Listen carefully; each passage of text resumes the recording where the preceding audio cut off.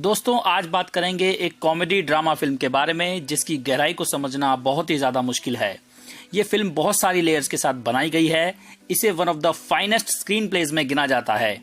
जी हाँ, मैं बात कर रहा हूँ 2002 में आई फिल्म अडेप्टेशन के बारे में। इसे डायरेक्ट किया है स्पाइक जोन्स ने और इसे लिखा है द जीनियस चार्ली कॉफमैन ने। ये सुजैन ऑर्लिन की नॉवेल द ऑर्किड थीफ पर बेस्ड है। इसमें मेन लीड्स निभाए हैं निकोलस केज, मेरिल स्ट्रीप और क्रिस कूपर ने। पहले हम इसकी कहानी जानेंगे, फिर इसके कॉन्सेप्ट और इसके किरदार डोनाल्ड के बारे में बात करेंगे।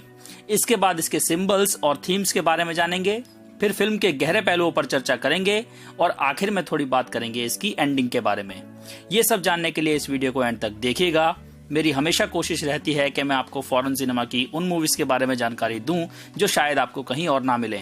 इसलिए ऐसी ही और दिलचस्प मूवीज के बारे में जानने के लिए इस चैनल को सब्सक्राइब करके बेल आइकन को जरूर दबा दीजिए। तो चलिए वीडियो शुरू करते हैं। हेलो दोस्तों, मेरा नाम है अमन और आप देख रहे हैं सिनेमैटिक ज्ञान। Let's get started.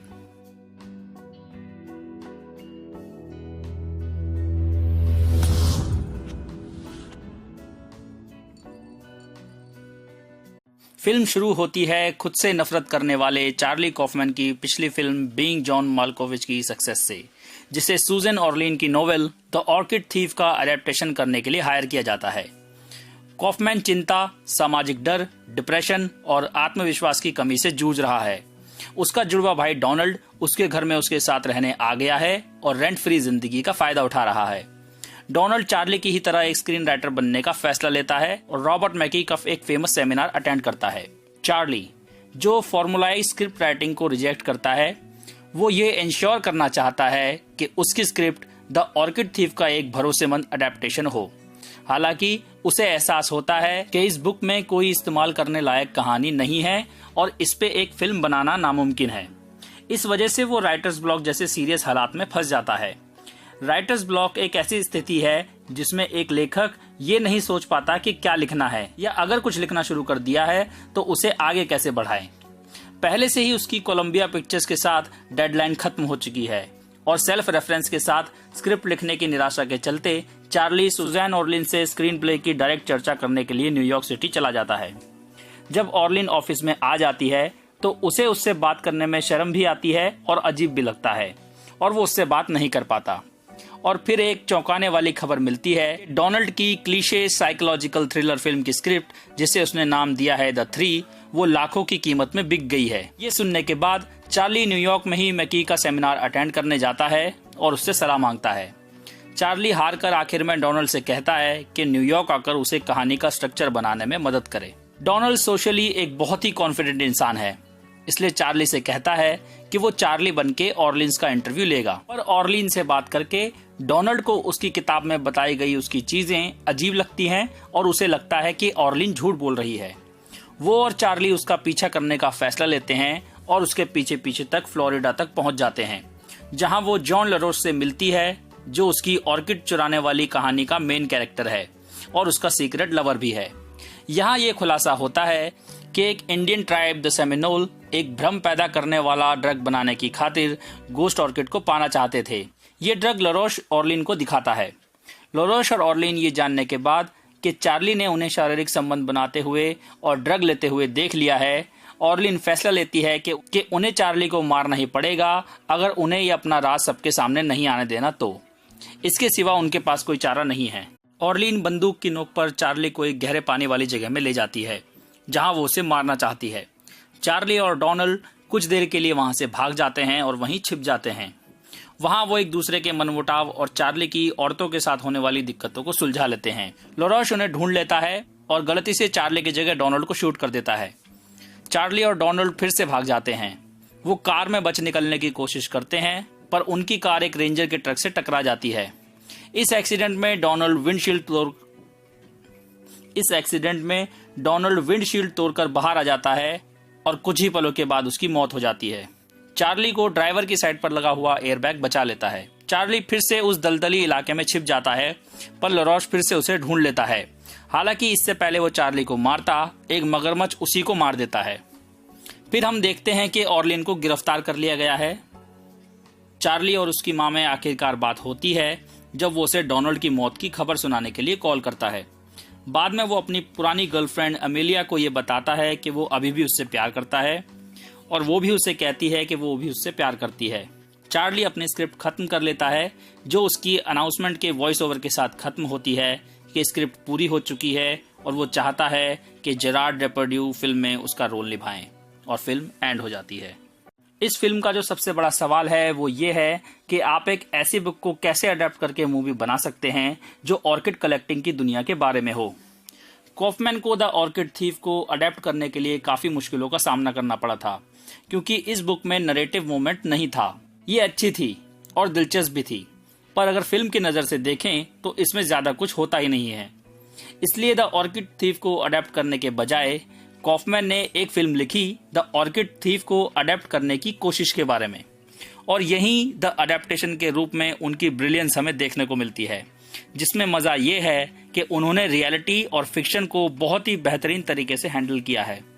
इसलिए इसमें सुजैन ऑर्लीन और जॉन लॉरेंस के किरदार के साथ साथ हमें चार्ली कॉफमैन का किरदार भी देखने को मिलता है।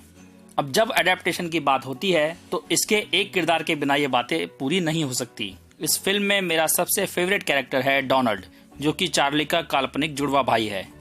वो चार्ली से बिल्कुल अलग है, हालांकि इसे अगर राइटिंग के तौर पर देखें तो ये एक आईने की रिफ्लेक्शन की तरह भी काम कर सकता है कि इसके मेन कैरेक्टर को एक सफल और कॉन्फिडेंट इंसान बनने के लिए अपने अंदर क्या क्या खूबियां लानी होंगी।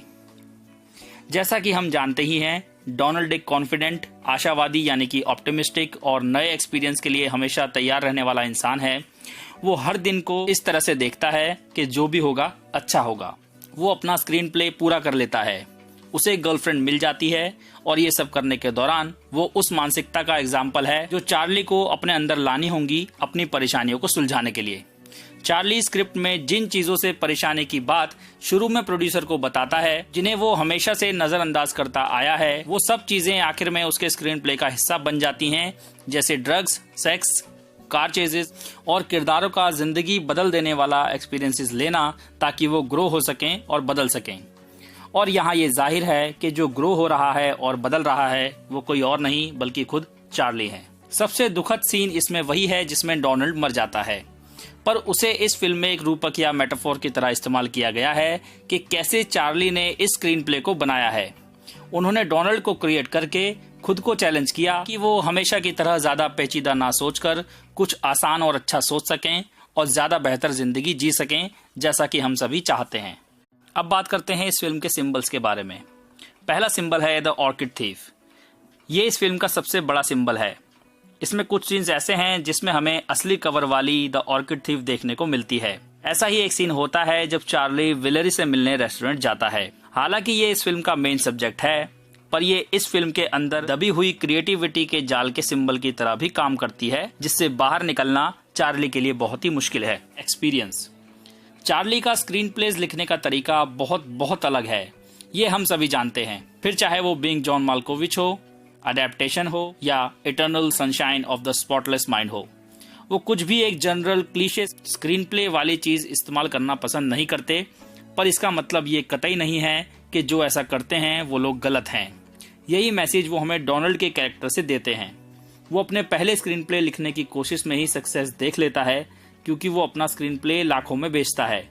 इससे हमें ये पता चलता है कि मूवी बिजनेस में ब्रेक थ्रू के लिए सालों का एक्सपीरियंस होने की जरूरत नहीं है। तीसरा सिंबल है जुड़वा भाई। हम जानते हैं कि चार्ली कॉफमैन और उनका फिक्शनल कैरेक्टर डोनाल्ड कॉफमैन दोनों जुड़वा भाई हैं, पर चार्ली को इसमें डोनाल्ड को क्रिएट करने की जरूरत पड़ी क्यों? दरअसल वो इसके जरिए हमें जिंदगी के बारे में कुछ समझाना चाहते थे। चार्ली बहुत चिंता करता है, घबरा जाता है, उसे खुद पे शक होता है और उसे डर भी है, जबकि डोनाल्ड खुले विचारों वाला है और जिंदगी के बारे में ऑप्टिमिस्टिक रहता है। ये उन दो विकल्पों या ऑप्शन का सिंबल है जिनका सामना हमसे जिंदगी में दुख आने पे होता है। तो एक तरह से ये कॉफमैन की पूरी पर्सनैलिटी का मेटाफोर है। अब आते हैं इसकी थीम्स पर। पहली थीम है राइटर्स ब्लॉक। ये फिल्म की सबसे जरूरी थीम्स में से एक है, क्योंकि चार्ली ने जिस तरह से ये स्क्रीन प्ले लिखा है उसका सबसे बड़ा कारण है राइटर्स ब्लॉक। उन्होंने अपने स्क्रीन प्ले लिखने की कोशिश के एक्सपीरियंस को उठाया और डायरेक्टली उन्हें फिल्म में इस्तेमाल किया। वो नहीं समझ पा रहे थे कि इस चीज को कैसे लिखें या इस सब्जेक्ट को कैसे आगे बढ़ाया जाए, पर जैसे ही उन्होंने अपनी इस ब्लॉक वाली फीलिंग को आजाद किया, वो अपनी राइटिंग में कुछ यूनिक चीज डाल के इसे कंप्लीट कर पाए। दूसरी थीम है पहचान। पहचान हमें चार्ली और डोनाल्ड के रिश्ते में देखने को मिलती है। डोनाल्ड कॉफमैन की वो आइडेंटिटी थी जिसकी उन्हें इस स्क्रीन प्ले को लिखने के लिए बहुत जरूरत थी। उसी की वजह से ऑर्लिन्स की बुक एक बुक से कुछ ज्यादा बन पाई, क्योंकि उसी की वजह से ऑर्लिन का वो नया रूप जो अपने किरदार से प्यार करती है और ड्रग्स लेती है वो हमारे सामने आया। इसलिए चार्ली को अपनी आइडेंटिटी ढूंढने के लिए अपना डोनाल्ड वाला पार्ट एक्सप्लोर करने की बहुत ज़रूरत थी और उसे अपने जुड़वा भाई का किरदार देकर उन्होंने अपनी आइडेंटिटी को बखूबी पहचाना भी, जैसा कि हम एंड में देखते भी हैं। तीसरी थीम है किसी चीज़ को ना करने की इच्छा। ये थीम हमें देखने को मिलती है जब चार्ली रॉबर्ट मैकी के सेमिनार में जाने से कतराता है, या यूं कहें कि वो बाकी लोगों जैसे ही क्लीशेड स्क्रिप्ट लिखने से कतरा रहा था जिसमें कुछ अनोखा ना हो। पर वो खबर सुनता है कि डोनाल्ड की स्क्रिप्ट काफी अच्छे दामों पर बिकी है और वो भी मैकी के सेमिनार में जाने का फैसला लेता है कोई रास्ता मिलने की उम्मीद में। और वहां पहुंचने के बाद मैकी से उसे चीजों को ऐसे देखने का नजरिया मिलता है जिसे वो पहले नहीं देखना चाह रहा था, और ऐसा करने से वो अपने भाई से कनेक्ट कर पाया और उसने स्क्रीन प्ले में उसकी मदद मांगी। और आगे क्या हुआ ये हम जानते ही हैं। अब चलते हैं फिल्म की थोड़ी गहराई में, और अब जो चीज़ें मैं आपको बताऊंगा उन्हें ध्यान से सुनिएगा क्योंकि ये कॉम्प्लिकेटेड हो सकती हैं। हमें पता है कि डोनाल्ड अपनी स्क्रिप्ट को लेके काफ़ी सीरियस था। उसके दिमाग में अलग अलग आइडियाज़ आते रहते थे। वो अपनी गर्लफ्रेंड के टैटू से भी इंस्पायर हुआ जिसमें एक सांप अपनी खुद की पूंछ खा रहा था। ऐसे ही उसका कैरेक्टर अपने आप को खा जाएगा। ये टैटू एक प्राचीन सिंबल है जो होलनेस या इन्फिनिटी को डिनोट करता है। इसे यूरोबोरोस कहते हैं। चार्ली उससे पूछता है कि तुम यूरोबोरोस का इस्तेमाल करोगे। डोनाल्ड कहता है कि मुझे नहीं लगता, पर चार्ली को पता है कि ये वही है। चार्ली ये सुनकर खिसिया जाता है कि उसकी फिल्म एक सर्कल की तरह होगी जिसमें चीजें रिपीट होती रहेंगी।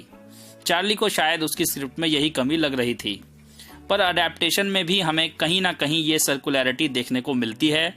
ये हमें पहले और बाद के, ओरिजिनल और अडेप्टेशन के, असली और मॉडिफाइड वर्जन के बीच फर्क करती नजर आती है। अडेप्टेशन के स्ट्रक्चर की सर्कुलैरिटी लगातार ओरिजिनल या एक्चुअल घटनाओं के क्रोनोलॉजिकल ऑर्डर को उलट देती है। एग्जाम्पल के तौर पर एक सीन में विलेरी सुझाव देती है कि लरोश और सुजैन को कहानी में प्यार भी तो हो सकता है। चार्ली फौरन इस आइडिया को खारिज कर देता है। फिर हम सीधा 3 साल पहले के समय में जाकर सुजैन और लरोश की पहली मुलाकात देखते हैं। सुजैन लरोश की वैन की स्मेल से, उसके अजीब बर्ताव से और उसकी गलत फहमियों से निराश सी हो जाती है। ऑर्किड शो में वो उसे असल में समझना शुरू करती है जब वो उसे ऑर्किड्स और इंसेक्ट्स के को एवोल्यूशन के बारे में बताता है। बाद में उसके दोस्त डिनर पर लरोश का नाम लेकर सुजैन से मजाक करते हैं। जब आखिरकार वो जॉन के साथ फैकाहैची जाती है और फैसला लेती है कि अब ऑर्किड्स के साथ उसका काम खत्म हो चुका है और शायद लरोश के साथ भी। फिल्म 3 साल आगे बढ़ती है। चार्ली और डोनाल्ड सुजैन को लरोश की साइड पर देख लेते हैं। फिर हम विलेरी वाले आइडिया को सच होते हुए देखते हैं। सुजैन और जॉन को फोन पर प्यार हो जाता है सुजैन के ऑर्किड ड्रग लेने के बाद। हम फिल्म में चार्ली के 3 लव मेकिंग सीन्स देखते हैं, वेट्रेस के साथ, विलेरी के साथ और सुजैन के साथ। हर सीन रियल लगता है पर वो भ्रम निकलता है। जैसे पहले के सीक्वेंसेस में हम सुजैन और लरोश की फोन की बातचीत में रियलिटी और फैंटेसी को मिक्स होता हुआ देखते हैं। उनकी फोन पर हुई बातचीत फिर बीच वाले सीन में मिल जाती है और हम सोचते हैं कि क्या ये सीन रियल है। यहाँ ऑर्लिन जॉन को बताती है कि वो चाहती है कि काश वो एक छोटी चींटी होती। ये चीजें पिछले फैंटेसी सीन्स के मुकाबले ज्यादा अनरियल लगती है। चार्ली के लव मेकिंग सीन्स को देखने के बाद हमारे मन में ये ख्याल भी आ सकता है कि जो सुजैन और लरोश के बीच लव मेकिंग सीन दिखाया गया है वो भी तो भ्रम हो सकता है। शुरू में डोनाल्ड भी ऐसा लगता है कि जैसे वो चार्ली के मन की आवाज है और वो उसे राइटर्स ब्लॉक से निकलने में मदद करेगा, पर ऐसा नहीं होता। वो हमेशा गलत टाइम पे आता है, या तो जब चार्ली काम करने की कोशिश कर रहा होता है या सोने की। बहुत देर तक उसे चार्ली के अलावा किसी और के साथ नहीं दिखाया जाता। उससे पहले ऐसा लगता है कि ये एग्जिस्ट करता भी है या नहीं। हम ऐसा बिल्कुल मान सकते हैं कि वो एग्जिस्ट करता है, पर फिल्म में एक ऐसा क्लू है जिससे लगता है कि वो नहीं है। डोनाल्ड की मौत के बाद जब चार्ली अपनी माँ को फोन करता है तो वो सिर्फ एक शब्द कहता है, मॉम, और वो रोने लगता है। उसकी माँ कहती है, Charles, Charles is that you? Donald पूरी फिल्म के दौरान एक माँ का लाडला सा बना नजर आता है। चार्ल्स अपनी माँ की भी उतनी ही अवहेलना करता नजर आता है जितनी वो अपने भाई की करता है। तो जब वो रोता है तब उसकी माँ डोनाल्ड के बारे में क्यों नहीं पूछती? वो इतनी ज्यादा श्योर कैसे है कि फोन पर डोनाल्ड नहीं चार्ल्स है? खैर, इस पे भी विचार किया जा सकता है, पर ज्यादातर चीजें यही कहती है कि वो जिंदा है। वैसे डोनाल्ड से एक और चीज याद आती है कि उसने अपनी स्क्रिप्ट का नाम रखा था द 3। फैकेहेचे में 3 बॉडीज होती हैं, मैकी का सेमिनार 3 दिन का होता है और चार्ली की 3 सेक्सुअल फैंटेसीज होती हैं। और अगर हम ध्यान से समझें तो यहाँ हमें 3 चार्ल्स नजर आएंगे। अब आप सोचेंगे कैसे? तो इसके पीछे भी एक थ्योरी है। जब चार्ली कहता है कि किसी ने पहले किसी फूल के बारे में फिल्म नहीं बनाई है, तो इस पे डोनाल्ड पूछता है कि फ्लावर्स फॉर एल्गरनॉन का क्या? इस बुक में हालांकि फूलों का कोई जिक्र नहीं था। इसे एक फिल्म के लिए अडेप्ट किया गया था जिसका नाम था चार्ली, जो आई थी 1968 में। इस फिल्म में एक इंटेलेक्चुअली चैलेंज्ड आदमी पहले जीनियस बन जाता है और फिर वापस इंटेलेक्चुअली डिसेबल्ड हो जाता है। जैसे जैसे फिल्म आगे बढ़ती है हमें पता चलता है कि डोनाल्ड उससे कहीं ज्यादा चालाक है जितना चार्ली उसे समझता है। तो उस फिल्म वाले चार्ली में हमें चार्ली और डोनाल्ड दोनों के ही गुण नजर आते हैं। चार्ली हुआ डोनाल्ड प्लस चार्ली। अब आप सोचेंगे ये तो 2 ही हुए, ये तीसरा कौन है? अगर हम चार्ली और डोनाल्ड के नामों के पहले लेटर्स को अलग लिखें तो ये बनता है CD, और यही है हमारा तीसरा चार्ल्स, यानी कि चार्ल्स डार्विन। डोनाल्ड ज्यादातर अपने भाई को चार्ल्स ही कहता है। डार्विन ने द ओरिजिन ऑफ स्पीसीज को फॉलो अप किया को-एवोल्यूशन की एक आश्चर्यजनक इन्वेस्टिगेशन के साथ, जिससे उन्हें ऑर्किड्स और उन्हें पॉलिनेट करने वाले इंसेक्ट्स के बीच रिश्ता पता चला। इस ओरिजिन को लिखने में लगभग 20 साल का वक्त लगा, और अगर अल्फ्रेड रसल वॉलेस ने जून 1958 में डार्विन को अपनी अचानक आई नेचुरल सिलेक्शन के बारे में नहीं लिखा होता तो शायद उन्हें यह पता ही नहीं चलता कि वो थ्योरी बिल्कुल डार्विन के जैसी ही है। जब डार्विन को वॉलेस का पेपर मिला तो वो हैरान रह गए और उन्हें डर था कि उनकी ओरिजिनलिटी, चाहे उसकी कीमत कुछ भी हो, पर वो नष्ट हो जाएगी। डार्विन की ये निराशा चार्ली में देखी जा सकती है। उसका वॉलेस उसका भाई है। डार्विन ये थ्योरी ऐसे लोगों के लिए लिख रहे थे जो अभी भी ये मानते थे कि ऑर्किड भगवान के हाथों से बनाए जाते हैं, क्योंकि उनको ये समझाना बहुत ही मुश्किल था कि एक ऑर्किड ऑक्टोपस, मंकी, गिलहरी वगैरह वगैरह जैसा कैसे लग सकता है। पर डार्विन ने ऑर्किड को नेचुरल सिलेक्शन थ्योरी का शिखर माना है। जैसा कि ऑर्लिन अपने नोट्स में लिखती हैं कि डार्विन अक्सर उन्हें द बिलवेड ऑर्किड्स लिखा करते थे। डार्विन ये भी बताते हैं कि ऑर्किड का हर पार्ट मॉडिफिकेशन में मॉडिफिकेशन का खुलासा करता है। यही राज है चार्ली की स्क्रिप्ट का। ये बनी है एक गलती और बहुत सारी मॉडिफिकेशन से। अब हम ऐसे सवालों पर चर्चा करेंगे जो इसके ओरिजिनल कैरेक्टर से रिलेटेड हैं और शायद आपके मन में भी आए हों। पहला सवाल ये है कि क्या चार्ली कॉफमैन का अडेप्टेशन लिखने का रियल एक्सपीरियंस किसी भी तरह से इन फिक्शनल किरदारों में देखने को मिलता है? तो इसका जवाब है हाँ, बिल्कुल मिलता है। चार्ली को असल में भी इसे लिखने में बहुत मुश्किलों का सामना करना पड़ा था। एक इंटरव्यू में कॉफमैन ने कहा था कि हफ्तों तक वो रोज उठकर यही सोचते थे कि वो ये नहीं कर पाएंगे। कॉफमैन को ऐसा लगा कि प्रोड्यूसर एड सेक्शन उनकी लिखी हुई चीज से काफी निराश थे, पर इसे दूसरी बार पढ़ने और उनके साथियों से थोड़े इनपुट्स डलवाने के बाद उन्हें कॉफमैन के काम की ब्रिलियंस का एहसास हुआ। दूसरा सवाल है कि असली सुजैन ऑर्लिन्स ने क्या सोचा था जब उन्हें पता चला कि कॉफमैन के स्क्रीन प्ले में उन्हें एक ड्रग लेने वाली औरत के रूप में दिखाया जाएगा। एक इंटरव्यू में सुजैन ने कहा था कि वो फिल्म में अपने किरदार को देखकर खुश नहीं थी, यहाँ तक कि वो ये सोच रही थी कि उनका कैरेक्टर फिल्म में ना हो। ये उनके लिए कंफर्टेबल नहीं होता, और वो फिल्म में उनकी आदतों की वजह से नहीं बल्कि सिर्फ उनका नाम इस्तेमाल होने की वजह से था। अब यहाँ सवाल ये उठता है कि किस चीज़ ने उनका इरादा बदल दिया और वो इसके लिए मान गई। तो एक इंटरव्यू में उन्होंने अपनी और प्रोड्यूसर एड सेक्शन की बातों के बारे में बताया, जिसमें एड ने उनसे फिल्म में उनका नाम इस्तेमाल करने के लिए पूछा था। तो उन्होंने कहा, ये थोड़ा अजीब है कि नाम तो मेरा है पर इसमें मैं ड्रग्स ले रही हूँ। सब्जेक्ट के साथ लव मेकिंग सीन भी है। इस पे एड ने जवाब दिया कि सुजैन, चार्ली को देखो, वो तो अपना नाम इस्तेमाल करके पता नहीं क्या क्या कर रहा है। फिर उन्हें लगा कि वाकई एड की बातों में दम है और उन्हें कंप्लेंट नहीं करनी चाहिए। चलिए अब थोड़ी बात करते हैं इस फिल्म की एंडिंग के बारे में। जब आप फिल्म देखने की शुरुआत करते हैं तो आपको दूर दूर तक ये एहसास नहीं होता कि ये फिल्म एंड आते आते इतनी ज़्यादा बदल चुकी होगी। फिल्म की स्टाइल आखिरी के 40 मिनट में पूरी तरह बदल जाती है। जब चार्ली मैकी के सेमिनार में जाता है तो उसके सेमिनार से बाहर निकलते ही चार्ली उससे मिलता है और मैकी उसे कहता है, your characters must go through a change and the change must come from them. इसके बाद से ही फिल्म की कहानी एक बड़ा ही अजीब और एडवेंचरस मोड ले लेती है और चार्ली सच में एक चेंज की तरफ बढ़ता है। वो डोनाल्ड को न्यूयॉर्क बुलाता है। जैसे ही डोनाल्ड उसकी स्क्रिप्ट में आइडियाज लगाता है, वही इस फिल्म का टर्निंग पॉइंट बन जाता है। इसका अंदाजा इस बात से लगाया जा सकता है कि जब स्क्रिप्ट सिर्फ चार्ली के पास होती है, तब स्वैम्प में ऑर्लिन और लरोश को घोस्ट ऑर्किड नहीं मिलता, पर जब डोनाल्ड स्क्रिप्ट लेता है, उन्हें घोस्ट ऑर्किड मिल जाता है। यहाँ ध्यान देने वाली बात यह है कि जब हम इस बार ऑर्किड को देखते हैं, तो वो पहले दिखाए गए ऑर्किड से थोड़ा अलग होता है। पहले इसे ग्लोरीफाई किया गया था। यहाँ एक चीज और ध्यान देने वाली है कि घोस्ट ऑर्किड मिलने के बाद वो एक नॉर्मल सा फूल नजर आने लगता है, क्योंकि इसे देख के ऑर्लिन कहती है कि ये सिर्फ एक फूल ही तो है, और यहाँ वो फिल्म की थीम को कमजोर कर देती है। वैसे चार्ली इसमें ऑर्किड की खूबसूरती को बखूबी बाहर लाए हैं और उन्होंने वाकई फिल्म का सेंटर ऑर्किड को ही बनाए रखा है। और आखिर में यही कहा जा सकता है कि ये आखिरी 40 मिनट मैकी की बताई गई बातों का ही निचोड़ है, लेकिन दूसरी तरह से, क्योंकि हॉलीवुड के इन कन्वेंशंस को एक ऐसे कॉन्टेक्स्ट में रखा गया है जहां इनकी जरूरत थी ही नहीं। वो मैकी की इस बात को खारिज करते हैं कि फिल्म का ड्रामा रोजमर्रा की जिंदगी का ही आईना है। तो एंड में मैं यही कहना चाहूँगा कि अगर आपको किसी फिल्म में कॉमेडी, गहराई और एक बेहतरीन स्क्रीन प्ले देखना है, तो आपको अडेप्टेशन ज़रूर देखनी चाहिए। तो दोस्तों, ये था अडेप्टेशन का एनालिसिस। आई होप आपको अब ये मूवी ज़्यादा बेहतर तरीके से समझ आ गई होगी, और मैं उम्मीद करता हूँ कि आपको ये वीडियो अच्छी लगी होगी। अगर अच्छी लगी है तो उसको लाइक कीजिए। अगर आपके कुछ सवाल या ओपिनियंस है तो उन्हें कमेंट सेक्शन में शेयर कीजिए। इस वीडियो को शेयर कीजिए। मैं मिलता हूँ आपसे अगली वीडियो में। Thanks for watching. Bye bye.